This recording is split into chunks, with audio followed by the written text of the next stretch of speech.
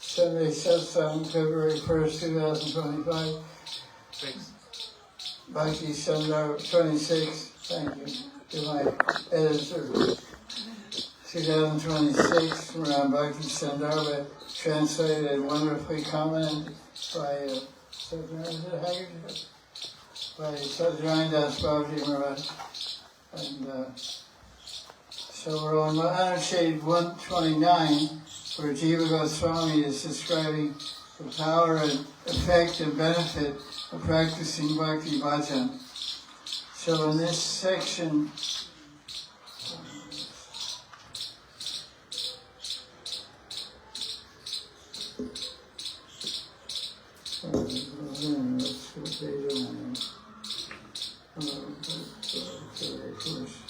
wrong page. Okay.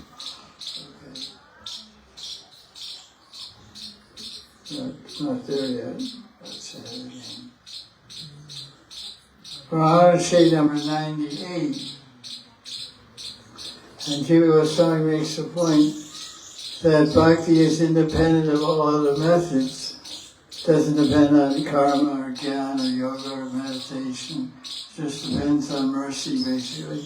And endeavor and mercy, which is what the Yashoda Damodar Leela shows us. The Yashoda wanted to tie up Krishna, that was her seva. To tie up Krishna for stealing him, breaking a butter pot and stealing yogurt and all that. And Krishna's service was to be a naughty boy. And so there's two sevas going on here. So to be successful, we need the mercy of Krishna, agreeing to be tied, agreeing to be bound by the devotee's love, and the endeavor of the devotee to bind and love of Krishna. So Yashoda represents the endeavor, the Bhakti Sadhana. It's we could say praying seva of Yashoda, and Krishna represents mercy, potency, and his mercy is first received through Vaishnavas and through Gurus specifically, individually. So, Jiva Goswami quotes a verse, that Bhakti alone will fulfill all desires. We don't have to do any kind of yajnas or pujas or separate things, just do Bhakti. Whatever you want, you can get from Krishna. Because ultimately everything comes from Krishna to begin with. So he quotes the famous verse from 2nd Canto of Bhagavatam, chapter 3, verse 10. You know the verse, the Kama. Akama sarva kamo va moksha kamo darati. Tirena bhakti yogena. So he's speaking that verse, you know? Sri Goswami or who? Sri Goswami speaking. Sri Goswami is speaking this verse to King Parikshit. King Parikshit, of course, was following Varnashram Dharma. He was also a Vaishnava, but in that period of time, every king and everyone in India was in a particular varna, a particular, what we call caste, social designation.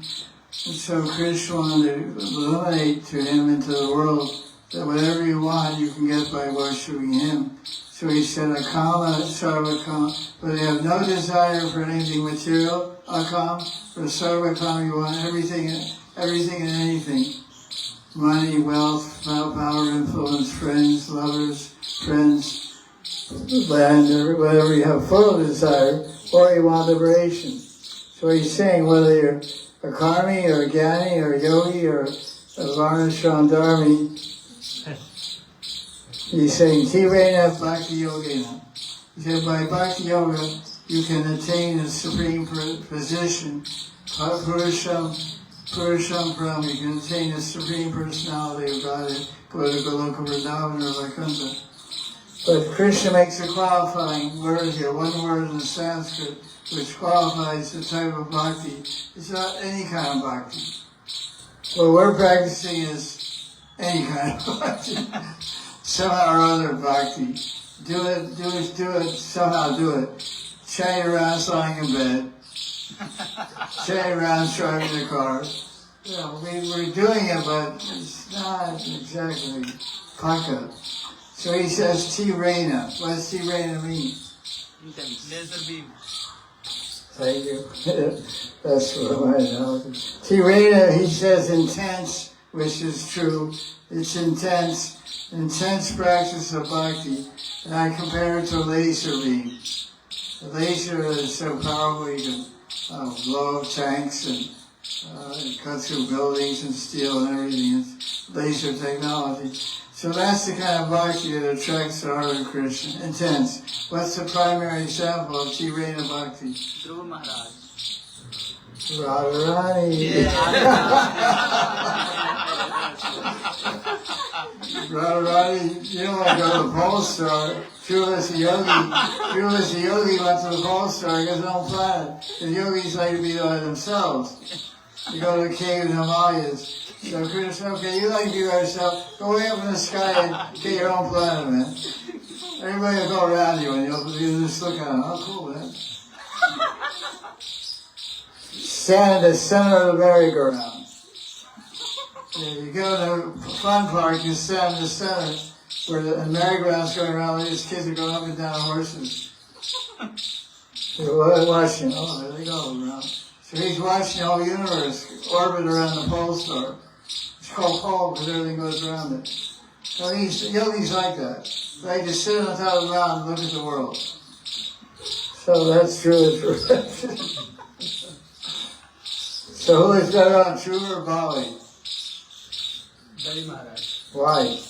Vamandev is always with him. He's always living with Vishnu. He's having darshan of Vishnu all the time. Bali Maharaj says, where is he? Shiva is on the top of the universe and pole star. Who's on the bottom of the universe? Bali Maharaj. Bali Maharaj. What planet is he on? Patala. What's lower than Patal? Nothing. That's as low as you can go. But he has Saksha Darshan of Vishnu every day. Especially if he wants to wander out of the planet. And this Vishnu's there, make sure he doesn't cause any trouble also. So that's what Jiva Goswami is saying to open up his chapter on Bhakti is independent. You don't need to do any karma, whatever you want, moksha by meditation or upanishadic study, by gyan or yoga. You can get everything from Krishna through bhakti. And this verse from 5th Canto Bhagavatam, to support his point, he said you can, by praying to Krishna, you can get everything. I don't know who said, maybe Rishabhdev said, I don't know, chapter 19. Satyam Dishadyartita Martito Vinam. I don't recognize the verse. It is true that Bhagavan, Krishna, when prayed to by human beings, gives what they ask for.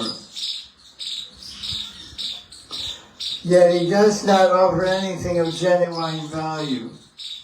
After the worshippers of Vishnu or Krishna get what they want, they again pray for something more.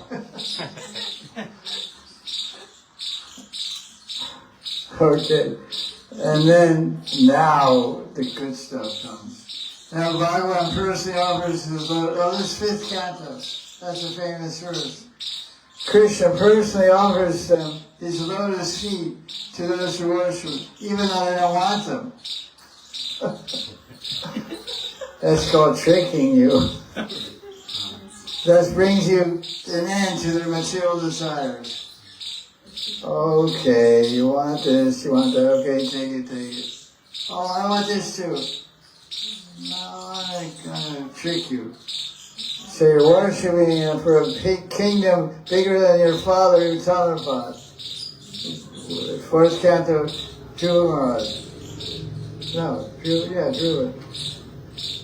And then Vishnu came to him, gave him darshan right here in Vrindavan and Madan. I think it was during Kartik also. Kartik is an amazing month. Many great sages got darshan at Leelas of Krishna during Kartik month. So are Rishi, Amrish Maharaj, and Durvasa. That all happened during Kartik month. Special month. All his Leelas, Sobari and all that. Marrying daughters of King Mandata, coming out of his yoga. So Vishnu, when he saw Vishnu, he said, oh, forget it. I don't want any kingdom. I have you. But Krishna gave a kingdom anyway. But so, that's what the point this verse is making. The fifth canto of Krishna. That's the mercy and love of Krishna. Jiva Goswami comments, merciful Krishna Vishnu gives his lotus feet, which brings an end to all desires. That's why it's said that, I said in the Bhagavatam, it says in different places, when one meditates on the symbols and marks on the bottom of Krishna's feet, get free from material desires. That's why the symbols are there. Because two things are involved here. One thing is surrender and meditation. That's one thing. Surrender and meditating on Vishnu's feet. And the other thing is humility. Because to meditate on the bottom of someone's feet means you're going under the person. You're in the lowest position in relation to that person. So it implies submission. You're submitting yourself. Krishna, the bottom of your feet is good enough for me. Usually people want to see the lotus face, the smiling lotus face. But Vishwanath Chakravarti describes meditating on Krishna and Rupa Chintamani. He has a little book called Rupa Chintamani. He describes, how does he describe to begin meditation? Lotus feet. Lotus smile. Yeah, smile. All Puranas and all books on meditation, Narada Pancharatra, etc. Sandhya Muni, what is it called? Sandhya Bhakti Sutras, Narada Bhakti Sutras. They all talk about meditating on Bhagavan. They say begin with the lotus feet. But Rasik Jan, Vishwanath Chakravarti says, you should begin to meditate. When you begin to meditate, you should fix your mind and concentrate your mind with all your attention and all your feelings on the beautiful smiling face of Krishna. Start there. Because what does a man remember most about the woman he's attracted to? The face. The face. You got a good face, you win the battle. Doesn't matter what's going on after that. What's below that doesn't matter. Fat, thin, ugly, or, weak, strong, fat, this, that. Heart is also important, don't get me wrong. Main thing is face, and then we'll check out the heart. Anyway, so that's Krishna meditating on the sweetness of his feet. He gives the feet even though the worshiper doesn't want them. That's pretty honest worshiper. Why are you worshiping Krishna? Usually we'll say, well, I want to get liberated. I want to go back to God and actually I want money. I just worship Krishna for name and fame, money, prestige. But I don't tell anybody that. Oh, I want to go back to God. Okay, liberation. It's not true most of the cases. So he says, even though they don't want them, the person doesn't desire them due to ignorance of the sweetness of Krishna's feet. One disciple of Prabhupada was a very famous disciple when Prabhupada was here. His name, of course, he's also still famous. His name is Guru Kripa Das. He wrote a Vyasa Puja offering 55 years ago. Sweet, sweet, can't be beat, them two lotus feet. It was a very simple, childish rhyme, glorifying Prabhupada. He's a grown man, of course. But it was so sweet, it was one of the most famous offerings of the whole year. There was 5,000 devotees, everyone making offerings. That's the only one anyone remembers. Prabhupada's lotus feet are very sweet, can't be beat, can't be equal, can't be excelled. So, on this Shade 98, Sri Satyanarayana Babaji gives commentary. There are three ways to fulfill one's desires according to Shastra. First is to follow karma, practice of karma, without any bhakti, just doing some yagya puja, etc., some devata. No Vishnu bhakti added to it. But one person will be unsuccessful because karma doesn't like the power of the Swarup Shakti of Krishna. Karma is just manipulating the laws of nature. Like appealing to some devata and sattvagun to liberate you from your tamagun, or to upgrade your tamagun to a passionate fulfillment of a passionate desire by the influence of their sattvagun. But there's no influence of Chit Shakti without bhakti mixed in your karma practices. That's called karma mishra bhakti. So, Babaji Maharaj says, without touch of Krishna Chit Shakti, internal potency, through Shakti, of Bhakti, karma will be unsuccessful. The second way is to practice karma mixing with Bhakti. In this case, the practitioner of karma considers Bhakti subordinate to his, it's just an add-on, it's not his main practice. Because he has some intelligence, understand without Bhakti, he can't get this result. So in karma marg, bhakti gives the result, so the performer doesn't lose faith in Shastra. However, making bhakti secondary to karma is an offense to bhakti. Since bhakti's pleasure is not invoked by an offensive attitude, she only gives what the worshipper wants and nothing more.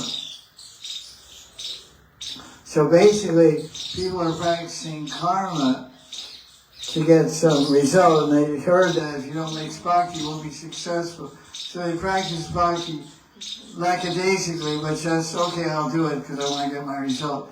And bhakti says, okay, you're acknowledging me, you're worshiping Krishna or Vishnu, so I have to give you some result because bhakti never goes in vain. And you have a level, if you chanting is also bhakti. So people are doing karma, they also chant lots of japa. But their objective is material result, material goal. So bhakti gives it to them. It's like Giraj Govardhan. Giraj Govardhan is Haridas Varya.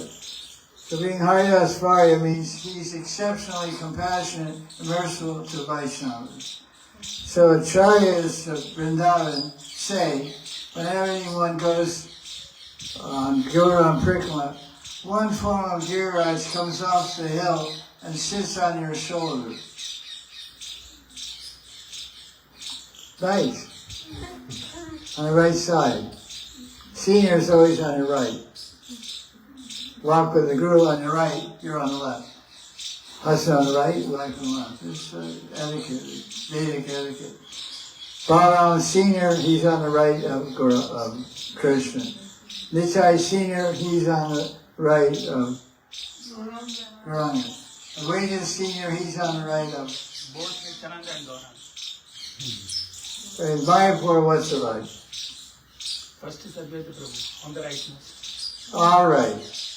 Which right? He's on the right side. He's on the most... He's on the left of Gauranga. No, he's on the right. Gauranga Mahaprabhu, then Nityananda Prabhu, then Advaita Prabhu. That's what I'm saying. Why is he right? Why is he on the left-hand side of Nityananda? He's on the right-hand side. Because he's older. Yes. Senior's on the right. Senior to Gauranga is Nitai. Senior Nitai is Advaita. So it's like that in Mayapur, right? That's what I'm saying. So, I lost my track of mind. Yeah, Giraj is sitting on your right shoulder. Vrajvasi sadhus say.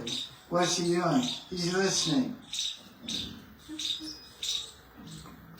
Why is this? He's asking a question. Why is this Vaishnava, the Vaishnavi, doing parikrama of me? It's 21 kilometers, and the person's old, and they're going to go really slow. It's going to take them 7 hours. It's not like somebody from Italy goes in 2 hours or something. 3 hours. Vishwasi's go in 3 hours. Local guys. So, and Babaji's also, they practice, they go 3 hours. That's like locomotive, like jet plane. So, why, he's asking the question, why is this person doing parikrama of like over on hell? And he's listening, and the person is saying, oh dear Raj, I heard you recently, please, and many people from Delhi told me if I go around you, I can remove my problems and get my solution to my situation and solve my problems and all these different things. So he said, oh, it's one of these kind of guys. The guy just wants something material. So Giriraj is rather disgusted. He's not happy with that desire, aspiration. Okay, take it. He said, okay, take it, I'll fulfill it. Then he jumps over your shoulder and goes back to the hell. And if you're walking around Govardhan, Giriraj's on your right shoulder, and he's listening, you're saying, oh Giriraj, please bless me and praying Seva Rani, please make my heart pure. I'm so fallen. You gave shelter to Vishwasi. Please give shelter to me. I know there's shelter to you. And for 5 hours, 6 hours, 7 hours, you're just praying and crying like this. You're on stage the whole time. Whole time. When you leave, go around to your last station, you touch your forehead, he gives you blessing, and goes back and goes out. And that spiritual aspiration will be fulfilled by Giriraj's mercy. Oh, Giriraj, Jayanti! Jai Jai Shri Radhe! Let's read on. So that's the second way. Karma by itself to get fulfill your desires. Karma mixed with bhakti to fulfill your desires. What's the third way? Only bhakti. That's what we're doing. Well, cat's out of the bag. No. Pure bhakti, pure devotion. Say, how can one fulfill desires by bhakti?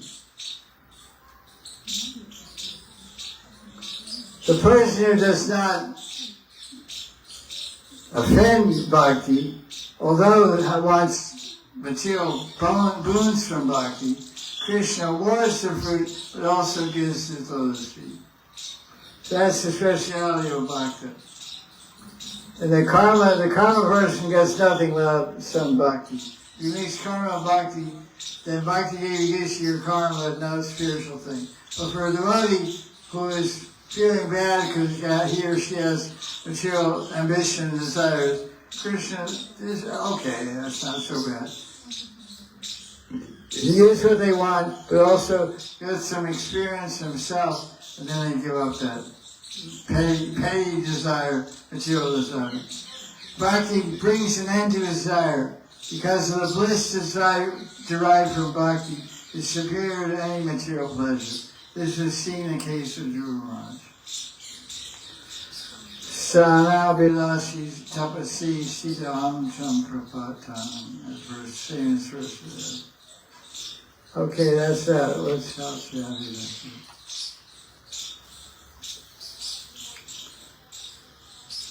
The Dhruva Maharaj is an example of a person on extravagant material desires, but he was performing Tirana Bhakti. The four Kumaras are an example of Brahmagyanis who desire liberation, but they also engage in Bhakti. By doing so, they not only attain mukti, but also bhakti. At present, the majority of the people, what category do they fit in? First. Quite exactly right. They don't fit any of these categories. And they're not really, if they're doing karma, they don't know how to do karma because no one can probably guide them in the path of karma kanda or karma yoga. As they're mixing karma with bhakti, they don't know how to do that. And they're practicing bhakti. That's funny. They're primarily interested in earning money, enjoying their senses, rather than going, well, the idea is not that people aren't trying, but most of the people, he said, majority. There are some people practicing karma and they get success, or don't get success. Practicing karma with bhakti, they get success. For bhakti, they get success. But that's only a small minority. Majority of people are interested only in what? Earning money and enjoying. Without any spiritual process. The process is dollars. Processing dollars. Bitcoins, whatever works. So let's see what I go on here a little bit more. 517.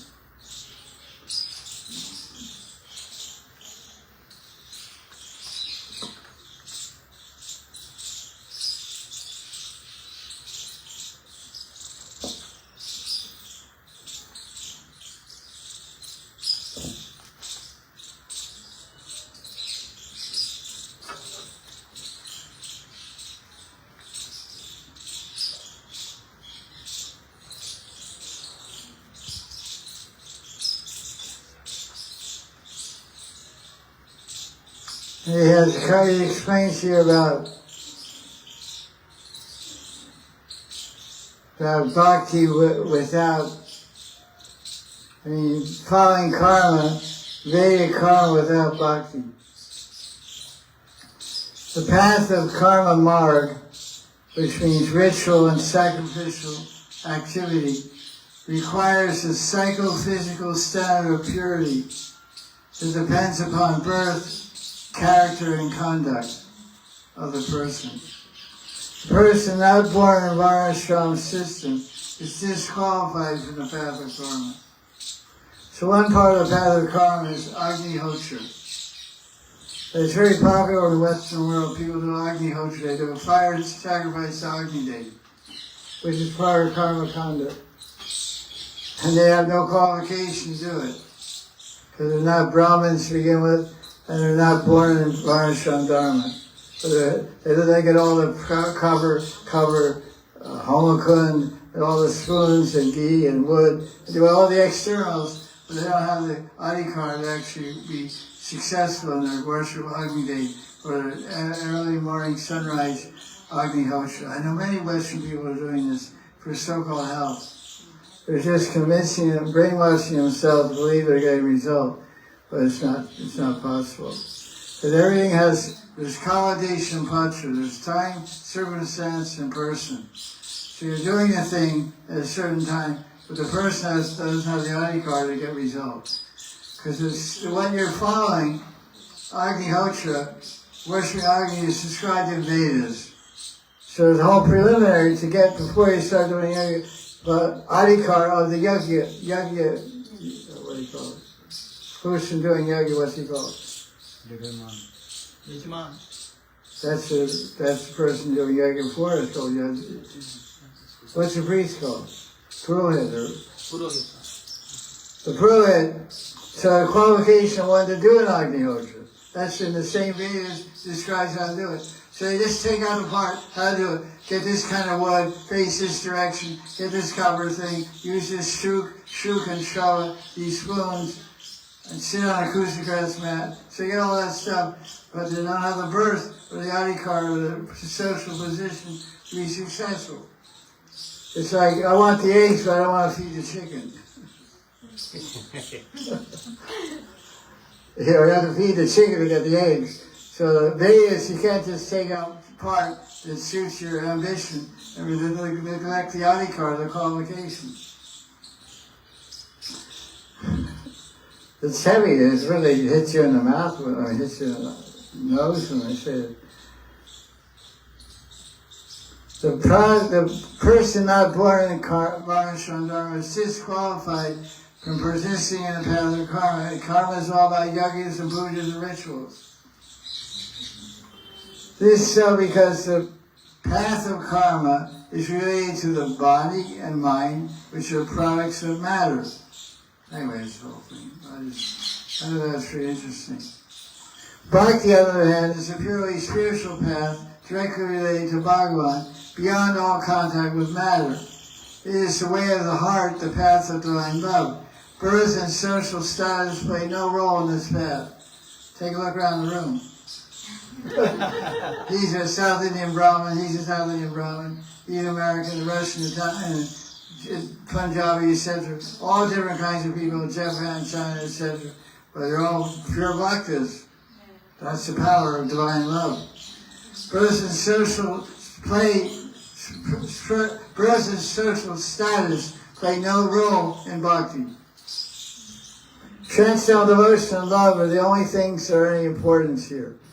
Of course, that's easier said than done. You say, oh, you don't have to have a high birth, you have to be able to love. Well, that's a little rare.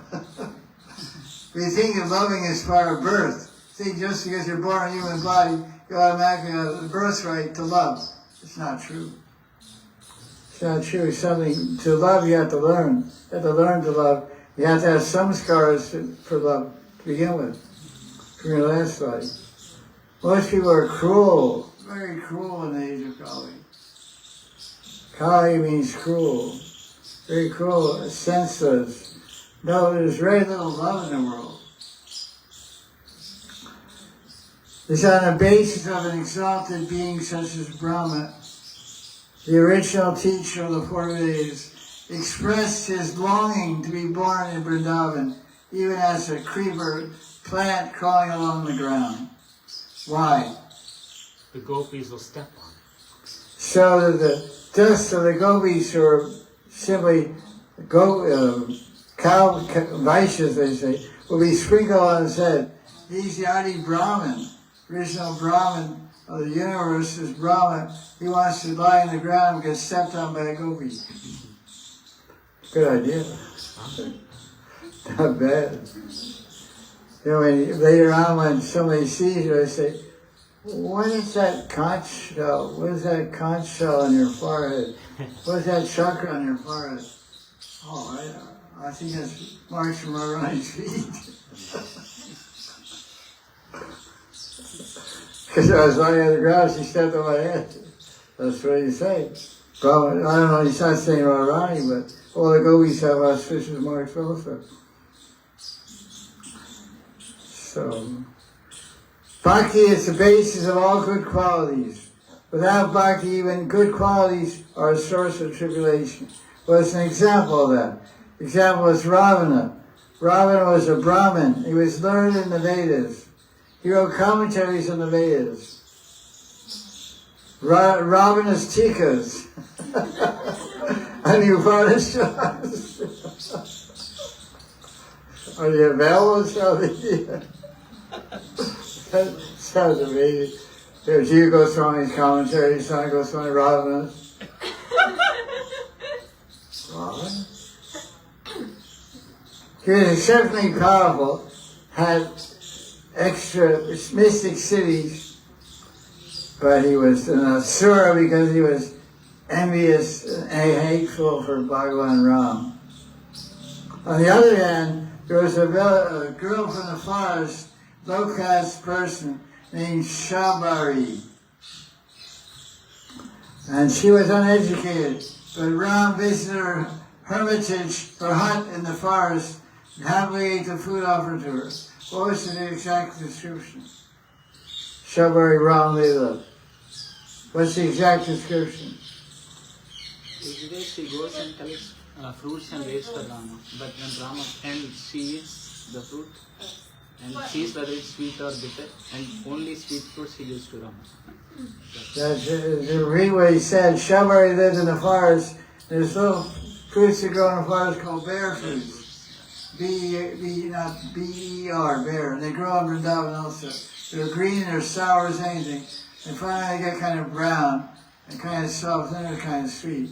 It's kind of like an apple, but I'd rather have an apple. They look like dates, but they don't taste like dates. They're brown, the same size as a date, but I don't want to date with that.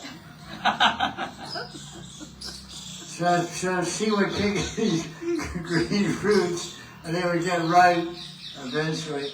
And Ram came to visit her. She had a big basket of it. So she went. She looked at what I thought was sweet. Ram was sitting there. Oh, that's not good. Oh, this is good. And I said, okay.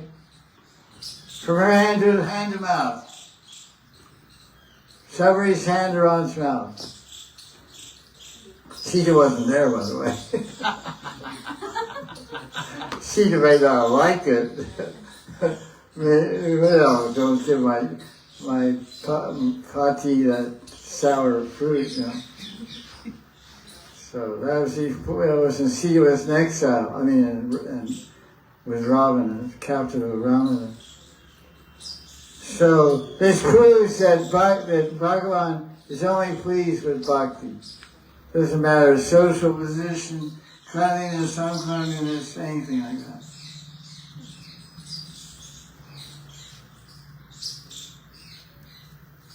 Now a question can be raised. Since Jiva Goswami is saying that Bhakti Bhajan is the best path and the only path, and other paths aren't effective without Bhakti, why do the Shastras recommend other paths than Bhakti? Got that? The answer is that people don't have faith in Bhakti. How do you get faith in Bhakti? Sadhu Sangha, Sadhu Sangha, Sarva Shastra. Raumatra Sadhu Sangha, Sarva Siddhi. That's the nice words. That's true. You get faith in Bhakti by Sangha. So that's what he's saying. People follow, they don't have, let's get, so Bhakti begins with Bhakti. Bhakti begins with Bhakti in the form of Bhakta, who shows you the path of devotion by their own experience, by their own ecstasy, by their own teaching, that instills in you a desire to take up the same way, to become blissful. I once had a student 20 years ago. I said, why are you coming to me? What do you want from me? I want to get initiated and all that. I said, what do you want from me? They said, I want to become like you. I said, that's a mistake. I said, what do you mean by that? He said, you seem to be happy all the time and very peaceful. Since everyone says you're always happy, why? So I want to get whatever you have that makes you happy. Oh, he's right there in the altar, man. Go grab him and take it with you. These famous Shama Sundar, just grab him and take him home with you. Not literally, but in your heart. So that's the thing. Bhakti creates bhakti. People don't have faith in bhakti, so Shastras give an alternative to get some footing in spiritual practice. Okay, I think that's it for now. I have a lot of questions somebody sent me on the internet, but since a lot of my friends are from Sadhu Maharaj's Sangha, I'll entertain your question, and my old friend